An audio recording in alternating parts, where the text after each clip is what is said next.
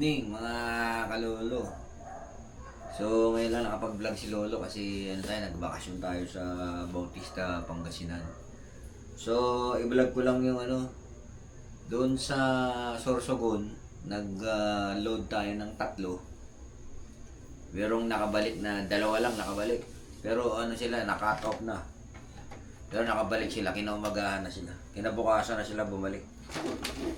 Kinabukasan na.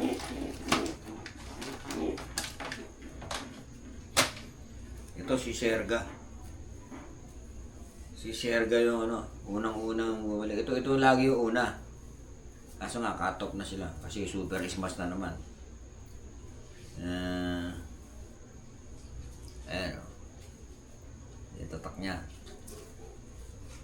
Sa kabila, ayan o. So medyo i-recover natin sila. I-recover natin. So babalikin natin yung katawan nila. Parang ginawa natin nakaraan. I-recover natin sila. So okay naman yung mga mata nila. Okay naman yung mga mata. Hindi ko lang sila makapaliguan kasi malamig eh. Tiniray ko silang tiniray ko silang tawag dito yung lagyan ng tubig para maligo sila. Ayaw din nila maligo sa serbat. Siguro pag uminit ang panahon, sila ko sila tawag dito force bath. So susubo ako ng pa-recover.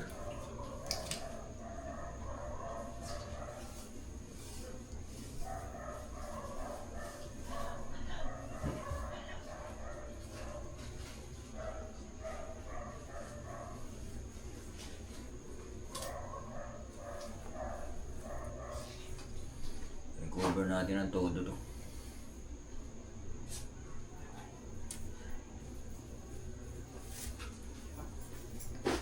Buko naman yung si Bato-Bato, hindi na umuwi, si Philippines. Hindi na nakabalik, hindi natin alam kung ano nangyari. Yan ang mahaba yung 4 na pakpak na primary.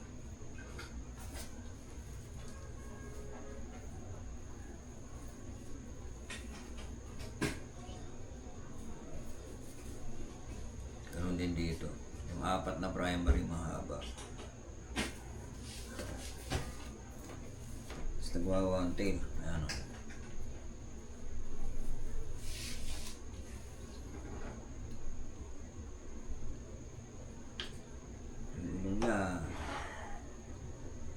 Ilong niya putong-puti naman.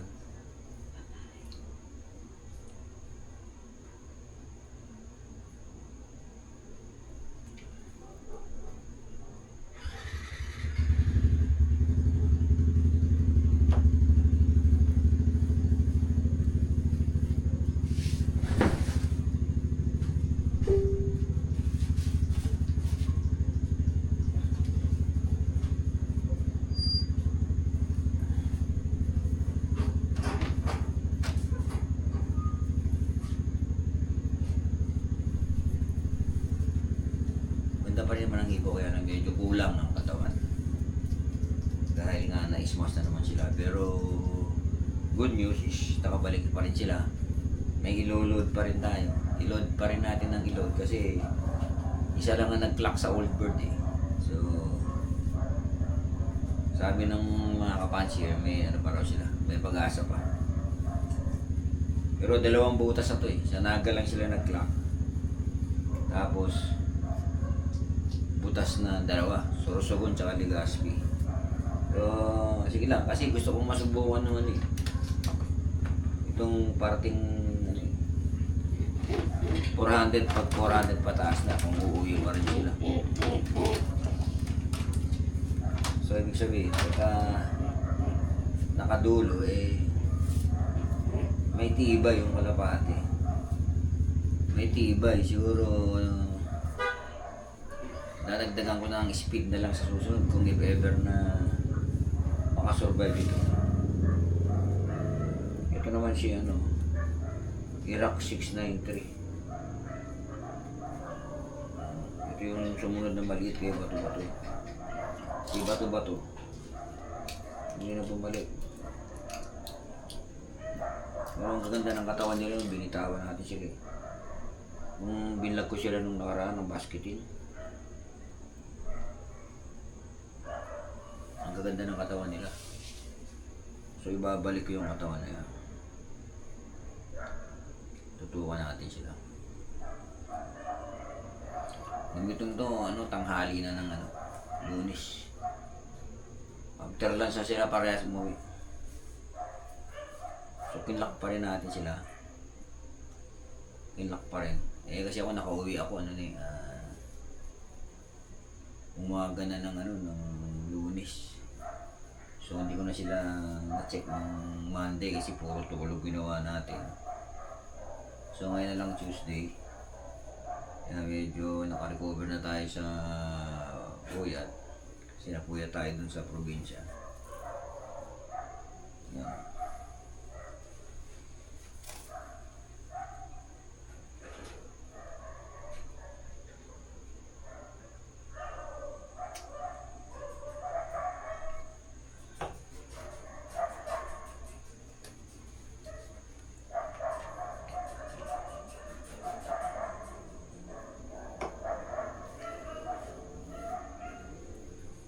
Mabilis sila makarecover.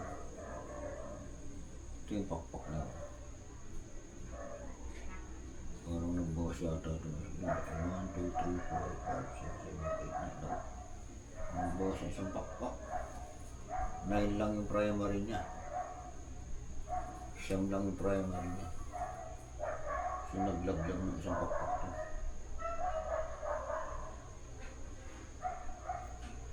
Ito kompleto. Ba't ito? Kulang ng isa. 1, 2, 3, 4, 5, 6, 7, 8, 9. Kompleto pala. Wala ko kulang ng isang pakpak. 10. Ayun. Yan o. Ito naman si Iraq liit kung tawagin namin to. Iraq liit. So, wala naman silang one eye cold. Ito purple eye to eh. Purple eye.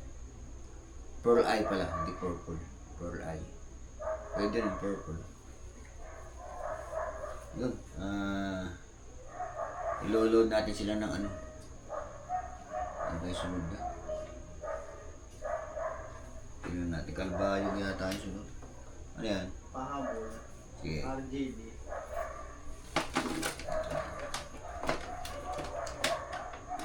Yun, tulong ko na yung aking video rito. Yun ang ating ang good news is nakapagpauwi pa tayo ng dalawa. I-load natin sila sa sunod na race sa port lap. I-load pa rin natin sila. So, wala na kung magkakaroon sila ng pwesto o wala, o magkakapremyo sila o wala.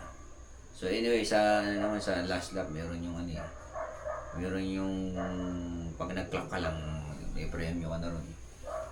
So yun, maraming salamat sa panonood.